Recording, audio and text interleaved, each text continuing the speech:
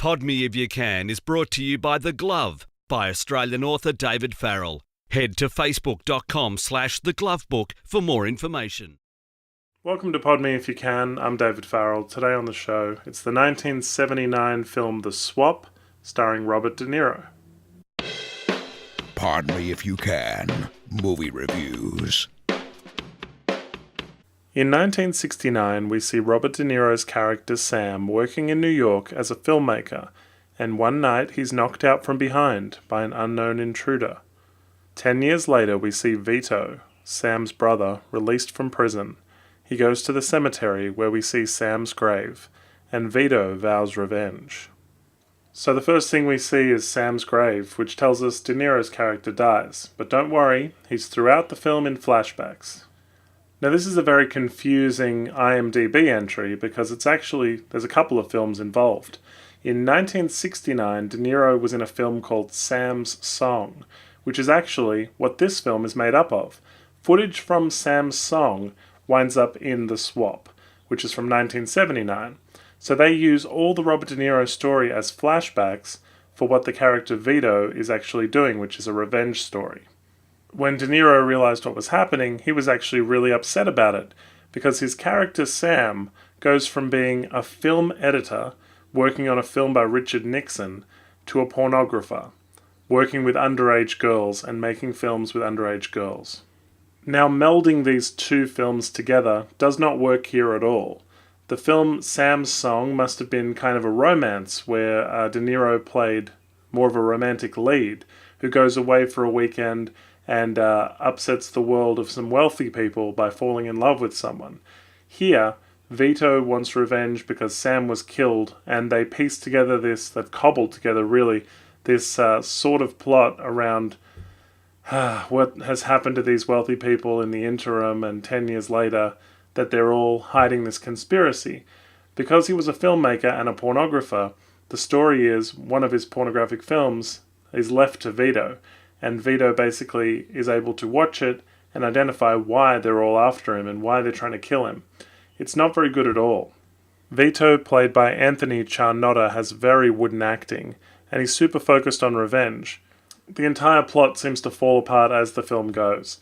It seems really farcical that he could investigate his brother's murder from 10 years ago, and that any evidence or anyone would talk to him about those events. Also, we're told in flashback all these stories, and these stories are told as if it happened last week, not 10 years ago. De Niro in this film is a thin, young, mustached man. He has seductive scenes, and he also acts out scenes from other movies. He comes off as kind of an oddball in this movie, and distant and weird, as if they've removed a bunch of scenes that would have made his behavior make sense, but here he just doesn't seem like a complete person, because none of this footage belongs together. They've gone to great lengths to include as much De Niro footage as possible. He takes a phone call. He acts out this scene on the beach. Everything they've included is as much De Niro as they could use without actually indicating what the plot was for Sam's Song. Which means we get a lot of long, continuous shots of people rolling up sleeves and taking off jumpers and walking around rooms, and this kind of padding out the under 90-minute runtime, which is frustrating because you want something to happen in this movie, and it's very slow. People in this story just all turn up at each other's houses and locations without ever knowing where they live.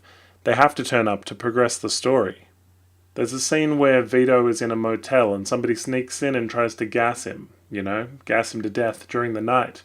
And it seems super premature. He talked to one person, and they gave him a little bit of information, and then someone tries to kill him. And it feels like the kind of thing that would happen much later in a story like this. A big issue of repurposing this footage is that they retitled this movie The Swap, and there is no swap to be spoken of. There are lots of technical problems with the film, lots of off-center shots.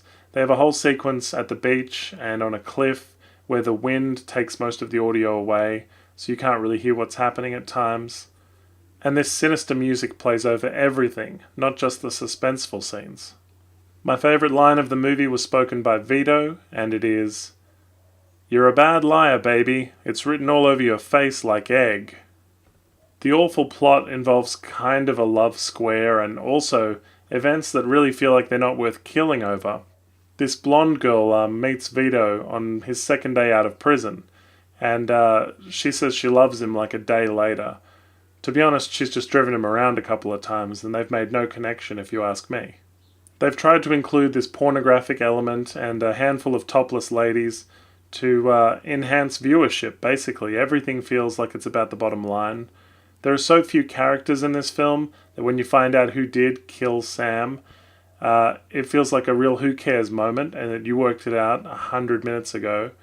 And putting De Niro as top billing on this film is a huge cash grab, and this entire thing is a waste of time. Don't see the swap. Thanks for watching. If you like what you see, please hit the subscribe button. Like us on Facebook and follow us on Twitter. Check out our podcast at www.podmeifyoucan.com.